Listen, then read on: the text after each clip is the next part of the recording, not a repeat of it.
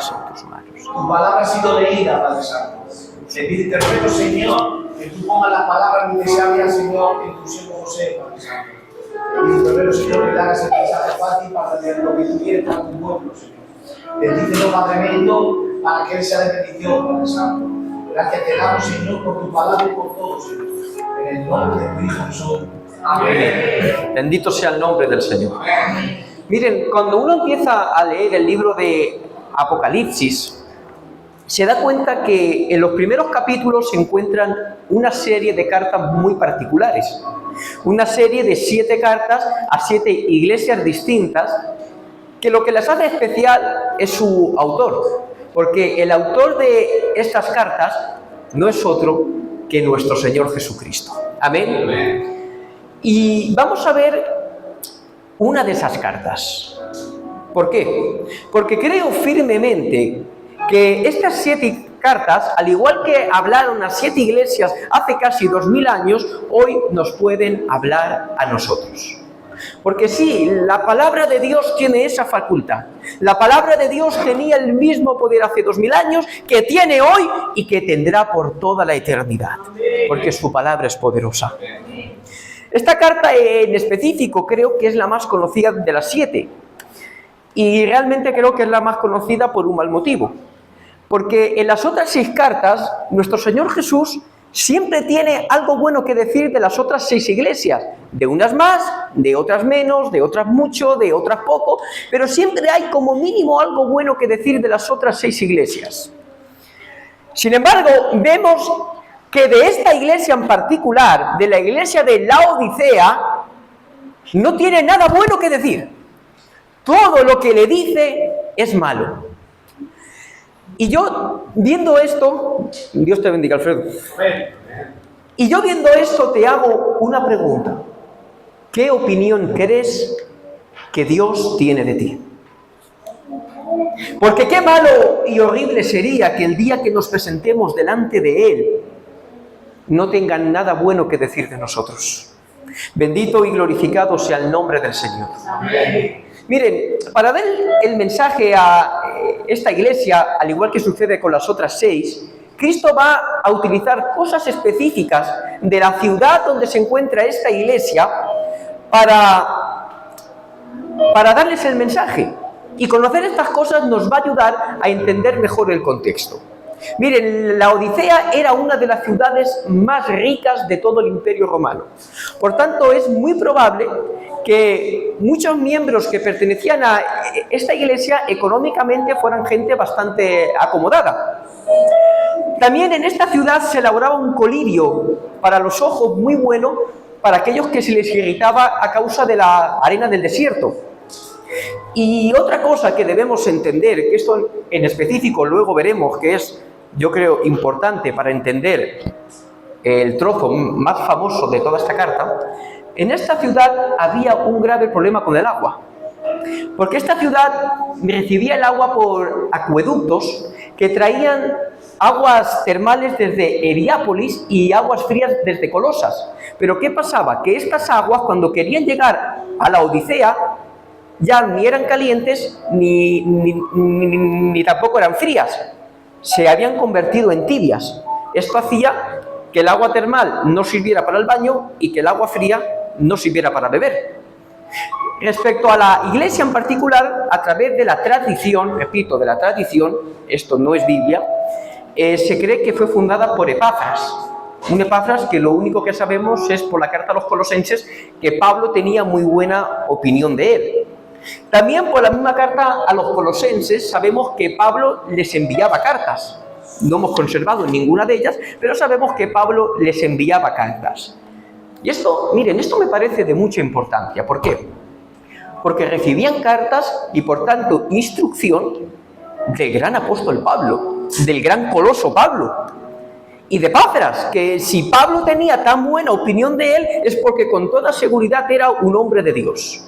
Y a pesar de que habían recibido tan buena instrucción, a pesar de que habían tenido tan buenos líderes, esta iglesia estaba hundida. Porque miren, no hay ninguna duda de que una iglesia depende mucho de sus ministerios. pero no toda la responsabilidad de cómo funciona una iglesia puede recaer sobre los ministerios. Porque miren, los ministerios podemos esforzarnos al máximo cada día. Podemos pasar por aquí y predicar palabra 100% de Dios todos los días. El pastor puede poner 1000 administraciones, pero si dentro del pueblo no hay una verdadera voluntad por servir a Dios, si dentro del pueblo no hay un verdadero servicio que nace desde el amor a Dios, todo lo que los ministerios hagamos serán vanos. Los ministerios tenemos responsabilidad, pero usted, como parte de la iglesia de Rojales, también tiene responsabilidad de cómo funciona esta iglesia. Bendito sea el nombre del Señor. Y en esta carta nuestro Señor Jesucristo empieza a presentarse a sí mismo. Y lo hace por 3 nombres distintos: el Amén, el fiel y verdadero, el principio de la creación de Dios. Voy a comentar el último nombre porque me parece de mucha importancia. Cuando dice el principio de la creación de Dios, esto lo han utilizado muchas personas que niegan la divinidad de Cristo, como los testigos de Jehová, para decir, ¿veis? Es el principio de la creación de Dios, porque es el primer ser creado, y como es creado, Cristo no puede ser Dios. Eso es lo que dicen los testigos de Jehová. Sin embargo, no pueden estar más equivocados, porque esta palabra, este título de Cristo, del principio de la creación de Dios, no solo es que no niegue la divinidad de Cristo, sino que la afirma rotundamente. ¿Por qué? Porque la palabra griega aquí para principio es arché, y arché era una palabra que se utilizaba en la filosofía griega para hablar del origen de todas las cosas. Por tanto, cuando nuestro Señor Jesucristo se está presentando aquí como el principio de la creación de Dios, lo que está diciendo no es que Él sea el primer ser creado, sino que toda la creación encuentra su origen en Él. Todo se origina de Él, porque Él es el creador de todas las cosas. Lo que Él está diciendo es: yo soy el creador de todo, y por mí subsiste todo lo que existe. Yo soy el Dios todopoderoso, porque Cristo es Dios sobre todas las cosas. Amén. Bendito sea el nombre del Señor. ¿Cuántos dan un fuerte aplauso a aquel que vive y que reina por los siglos?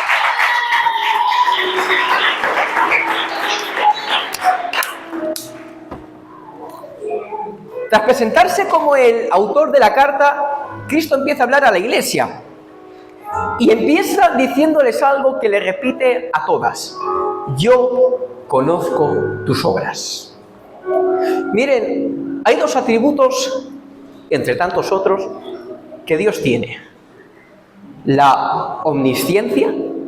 ¿Qué es la omnisciencia? Dios todo lo sabe, Dios todo lo conoce.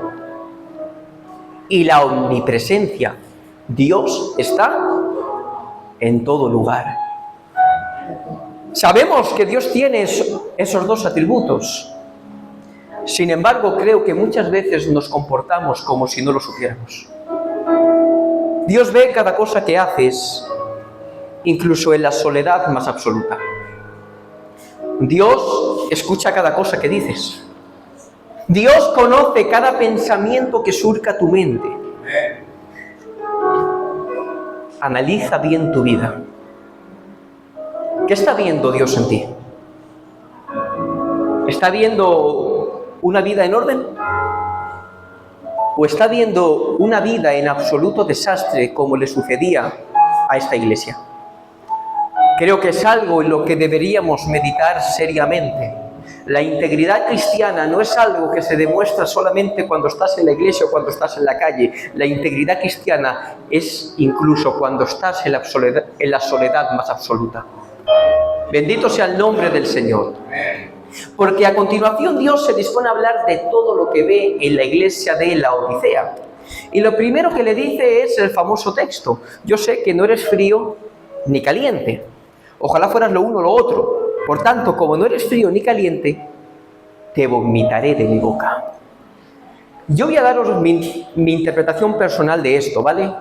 Porque de aquí solemos sacar, y se ha predicado siempre así, que hay como unos cristianos tibios que sí, que están convertidos, que se han convertido, pero como que no están muy activos en su vida cristiana, que no son muy estables. pero que son creyentes. Yo la verdad que discrepo bastante de esta interpretación de este texto. ¿Por qué? Porque si nos damos cuenta en el texto, Dios dice, porque claro, siempre interpretamos así, el caliente es el cristiano fervoroso que vive en santidad, el tibio es este que digo, que está convertido pero que ni fu ni fa, y el frío, el inconverso, ¿no? Pero claro, en el texto Dios dice, ojalá fueras frío en lugar de tibio. Si interpretamos al tibio como un mal creyente, pero al fin y al cabo un creyente, y al frío como un inconverso, Dios jamás diría, ojalá fueras frío en lugar de tibio. Es algo que no tendría mucho sentido. Luego, mi interpretación tiene que ver, como he dicho antes, con el problema del agua que esta ciudad tenía. Porque para esta ciudad, tanto el agua caliente como el agua fría era buena. El agua caliente servía para los baños termales y el agua fría servía para el consumo. Ambas eran buenas. Pero, como antes he dicho, esta iglesia, esta ciudad tenía ese problema de que cuando las aguas llegaban por los acueductos, cuando querían llegar a la Odisea, estaban tibias y ni servían para bañarse, ni servían para beber. En otras palabras, esa agua se había convertido en inútil, no servía para nada. Además, cuando la bebían, era indigesta. Y la gente cuando la bebía, con perdón por la palabra, la devolvía. Luego, lo que Dios les está diciendo a esta iglesia es que se habían hecho inútiles. Habían dejado de ser útiles en las manos de Dios. Y una iglesia que ha dejado de ser útil en las manos de Dios es algo muy triste. Una iglesia que ha dejado de levantar un verdadero clamor a Dios en oración. Una iglesia que ya no busca crecer en el conocimiento de la palabra. Una iglesia que ya no levanta al caído. Una iglesia que ya no sana al herido. Una iglesia que ya no evangeliza. Es algo muy triste. Dice Romanos capítulo 12, versículo 11, nunca dejen de ser diligentes, antes bien sirvan al Señor con el fervor que da el Espíritu. La iglesia ha sido llamada a servir y el que sirve debe ser útil en el servicio. Ponte en las manos de Dios y dile, Señor, quiero ser útil en tus manos. Creo sinceramente que parte de la iglesia actual se ha hecho inútil. Nos conformamos con venir aquí a hacer un poco el paripé y conformarnos con una hora de culto. Pero Dios no te ha llamado a que simplemente vengas a ocupar un banco. Dios quiere que seas útil en sus manos. Dios quiere usarte. Dios quiere cumplir sus propósitos en ti. Mi pregunta es, ¿quieres ser útil en las manos de Dios? ¿Quieres ser útil en las manos de Dios? Bendito sea el nombre del Señor. Para mí, sinceramente, aunque siempre escogemos eso como lo más famoso de la carta, creo que no era el principal problema de estos laodicenses. Creo que el principal problema es el que viene ahora. Porque Cristo dice, soy rico, me he enriquecido y no tengo falta de nada. Veo dos problemas muy claros. Ese dices nos da a entender que estos laodicenses se habían afirmado en su propia opinión sobre ellos mismos. Y esto es un problema muy serio. Cuando tratamos de autoevaluar nuestras vidas cristianas bajo nuestra propia opinión, porque el humano somos demasiado orgullosos para admitir nuestros propios errores. Y los pocos que detectamos, solemos justificarlos. Claro, los de la Odisea, a sus propios ojos, eran fenómenos. Pero había mucha diferencia entre lo que ellos decían y lo que Dios decía de ellos. Ellos se veían fenómenos, soy rico, me he enriquecido. Pero ¿cómo los veía Dios? ¿No te das cuenta que el infeliz, miserable, pobre, ciego y desnudo eres tú? Menuda diferencia, ¿verdad? Por eso la iglesia debe ser continuamente expuesta a la palabra de Dios. Porque solamente la palabra de Dios es el espejo donde podemos ver si estamos andando en santidad o si estamos andando en pecado. No hay otro lugar donde puedas evaluar tu vida cristiana. Nosotros, hermanos míos, estamos contaminados por el pecado.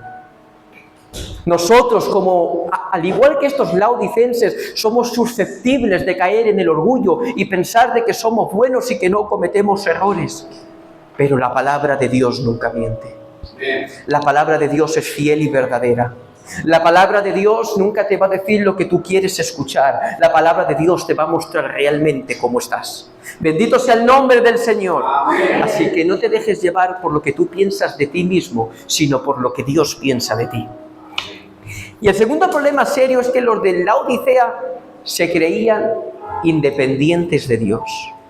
Confiaban más en sus capacidades, en sus medios, tal vez en su talento, que en la providencia de Dios. Y esto también es un problema muy, muy serio. Cuando pensamos que lo que hacemos, que lo que conseguimos, ha sido por nuestros méritos, por nuestra capacidad, por nuestro talento. Cuando actuamos de esa manera, ¿saben qué estamos haciendo? Dejamos de actuar bajo la dirección del Espíritu Santo. Porque aunque no seamos capaces de admitirlo, cuando ponemos nuestra confianza en nuestras capacidades, lo que hacemos es dejar de confiar en Dios para que Él nos use conforme a su voluntad. Dejamos de confiar en la capacidad que Él nos da. Miren, decía claramente nuestro Señor Jesucristo: yo soy la vid, vosotros los pámpanos. Dice: en mí podéis dar mucho fruto, pero fuera de mí nada podéis hacer. Dice Proverbios capítulo 3, versículos 5 y 6. Confía en el Señor de todo tu corazón y no en tu propia inteligencia. Reconócelo en todos tus caminos y Él allanará tus sendas.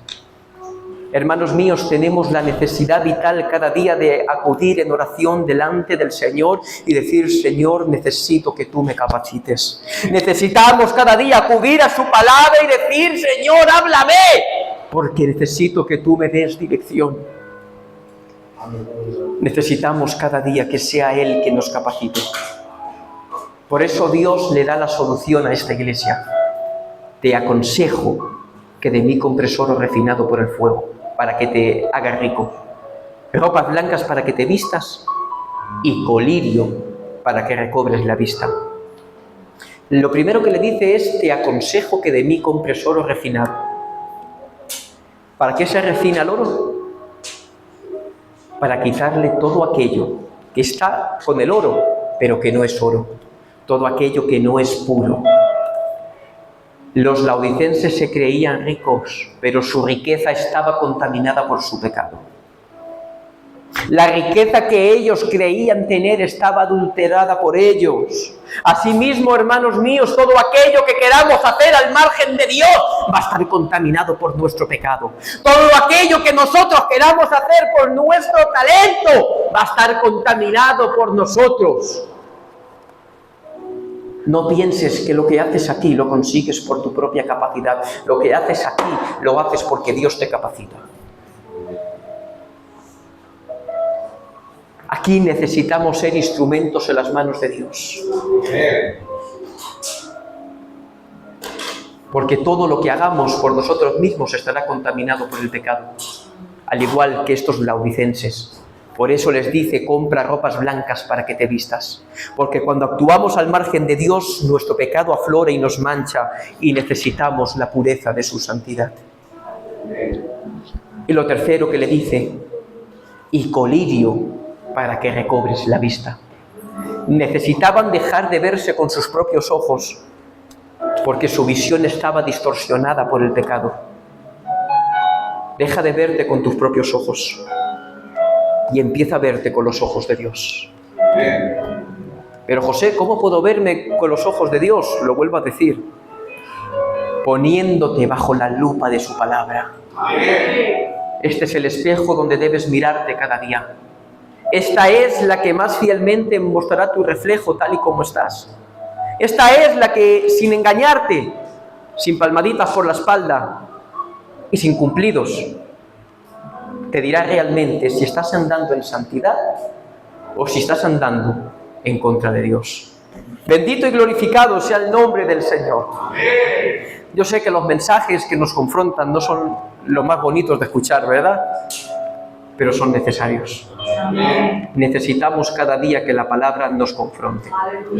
De nada me sirve pasar por aquí, decir 4 cosas bonitas, si luego esas palabras bonitas no cambian nada. Necesitamos confrontarnos con la verdad de su palabra, y que su palabra nos trate, y que su palabra nos transforme, y que su palabra nos encamine hacia la santidad que Él demanda de nosotros. ¿Cuántos quieren andar en santidad delante de Dios? Bendito sea el nombre del Señor. Pero ¿saben qué es lo que más me llama la atención de esta carta? Que a pesar de que Dios no tiene nada bueno que decir de esta iglesia, Dios la ama. Yo reprendo y castigo a todo el que amo. Por lo tanto, sé fervoroso y arrepiéntete. Dios ama a su iglesia. No me conformo. Dios ama a su iglesia. Da igual tu condición, da igual de dónde has caído, o si te encuentras revuelto en el fango de tu pecado, igual que el hijo pródigo. Dios te sigue amando y Dios te quiere restaurar. Pero ¿saben qué pasa? Que muchas veces la forma de restaurar que tiene Dios no nos gusta. Porque no nos gusta la disciplina de Dios. Dios está interesado en tu santidad, nosotros muchas veces no estamos interesados en ella. Y Dios, como buen padre, tiene que sacar la vara. El problema es que muchas veces no queremos que Dios sea un buen padre. Queremos un padre consentidor. Y un padre consentidor no es un buen padre. La mayoría somos padres aquí, ¿verdad? ¿Qué pasa si le consientes todo a un hijo? ¿Qué carácter estás creando en él? ¿Qué futuro le espera con ese carácter? Porque un buen padre no es aquel que le da a un hijo todo lo que le pide. Un buen padre es aquel que corresponde a un hijo con lo que un hijo necesita. Y a veces, como hijos de Dios, ¿cuántos hijos de Dios hay aquí? Pues a veces, como hijos de Dios, necesitamos la disciplina de Dios. A ningún padre le gusta disciplinar a un hijo, ¿verdad? Pero hay veces que por amor a ellos es algo que tenemos que hacer. Es por eso que hay veces que Dios tiene que disciplinarnos. Es por eso que hay veces que Dios tiene que meternos en su trato, porque Dios nos ama y Dios está interesado en nuestra santidad. Dios está interesado en que cada día reflejemos el carácter de Cristo. Dios está interesado en que cada día nos parezcamos más a Él y menos a nosotros mismos. Así que seamos obedientes a Dios. Bendito sea el nombre del Señor. Y voy a concluir con también uno de los versículos más famosos de toda la Biblia, que se encuentra en esta carta, y también más malinterpretados de toda la Biblia. Yo estoy a la puerta y llamo. Si alguno oye mi voz y abre la puerta, entraré, cenaré con él y él conmigo. El 99,99 de predicaciones que hacemos en nuestra misión y que usamos este versículo, ¿para qué se suele utilizar? Para evangelizar, ¿verdad? Hacemos una campaña evangelística para predicar a los perdidos, hacemos un culto en la calle, se acerca gente inconversa, este versículo no falla nunca. Pero yo pregunto en esta tarde, ¿de verdad este versículo es un llamado a la conversión? ¿A quién se está dirigiendo esta carta? Quiero escuchar a la iglesia. ¿A quién se está dirigiendo la carta? ¿Se está dirigiendo a inconversos? No, ¿verdad? A una iglesia. Por tanto, no puede ser un llamado a la conversión. Luego, si lo vemos sabiendo esto, que este versículo va dirigido a una iglesia, Y si lo ponemos en el contexto de toda la carta, que es una carta de reprensión en cómo estaba actuando esta iglesia, nos vamos a dar cuenta que ese versículo no es un llamado a la conversión, es un llamado a la santidad. Esta iglesia estaba andando tan desordenadamente, estaba andando tan en el pecado, que estaban dejando a Dios fuera.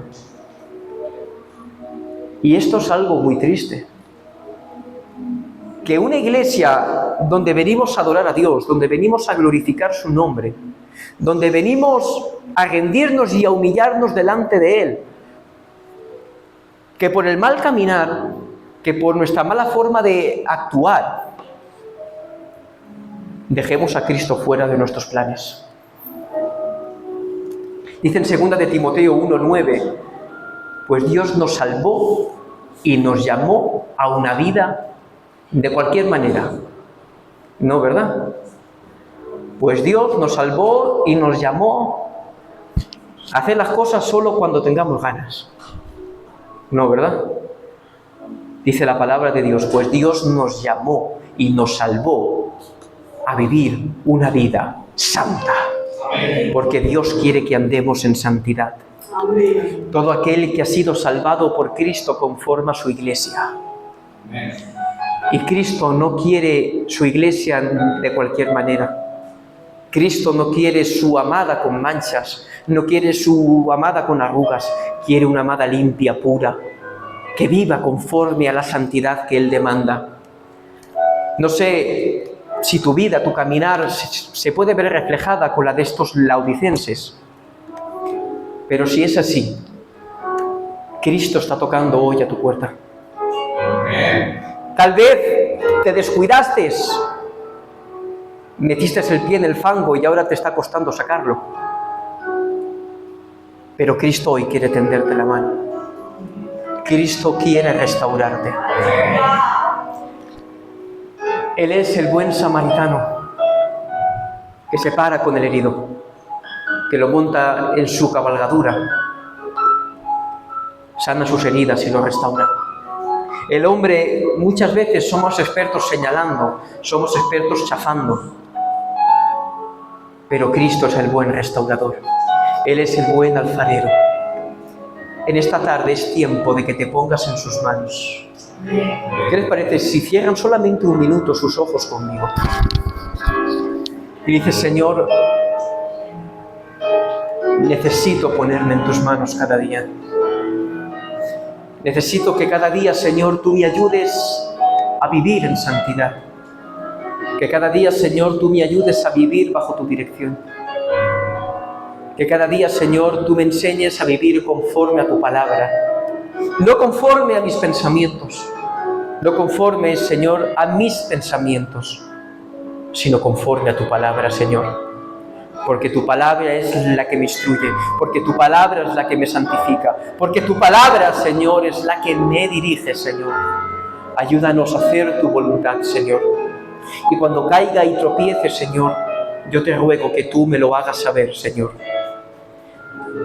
Que tú me saques, Señor, cuando meta el pie donde no deba meterlo, Señor. Gracias por tu amor, tu gracia y tu misericordia, y porque tú, Señor, amas a tu iglesia. A ti sea toda la gloria, en el nombre de Jesús. Amén. Los que tenía del Señor les he compartido, espero haberles hecho bien, y que Dios los bendiga mucho.